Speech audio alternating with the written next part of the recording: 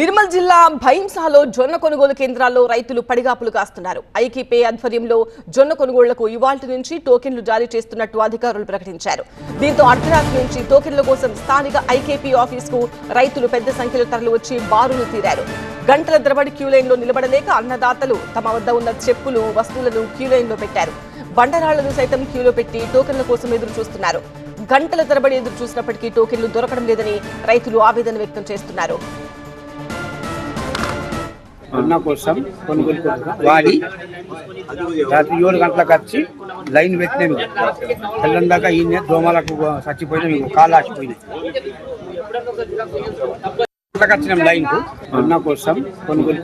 IIHM students ప్రపంచం మొత్తం ఉద్యోగాలు చేస్తూ లక్షల్లో జీతాలు సంపాదిస్తున్నారు. ఇప్పుడే చేరండి international institute of hotel management.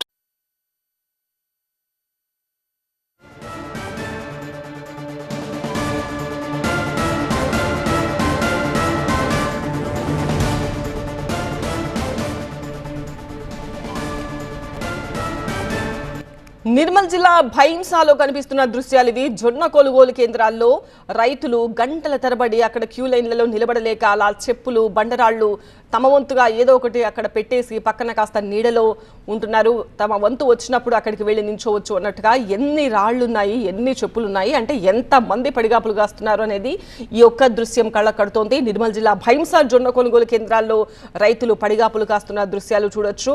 ఎండలో గంటల తరబడి అట్లా నిలబడలేక వాళ్ళ వంతుగా అక్కడ పెట్టేసి పక్కన నిల్చుంటున్న దృశ్యాలు చూడొచ్చు. ఐకేపీ ఆధ్వర్యంలో జొన్న కొనుగోళ్లకు ఇవాల్టి నుంచి టోకెన్లు జారీ చేస్తున్నట్టు అధికారులు ప్రకటించారు. దీంతో అర్ధరాత్రి నుంచే టోకెన్ల కోసం స్థానిక ఐకేపీ ఆఫీస్కు రైతులు పెద్ద సంఖ్యలో తరలి వచ్చి బారులు తీరారు. ఎంతకు కూడా గంటల తరబడి క్యూ లైన్లో నిలబడ్డా కూడా టోకెన్లు ఇవ్వకపోవడంతో ఇంకా తమ లైన్ పోతుందేమో అని వాళ్ళ తరపున అక్కడ చెప్పులు, రాళ్లు, చెట్ల కొమ్మలు ఏదో ఒకటి పెట్టేసి ఆ పక్కన నిల్చున్న దృశ్యాలు చూడొచ్చు.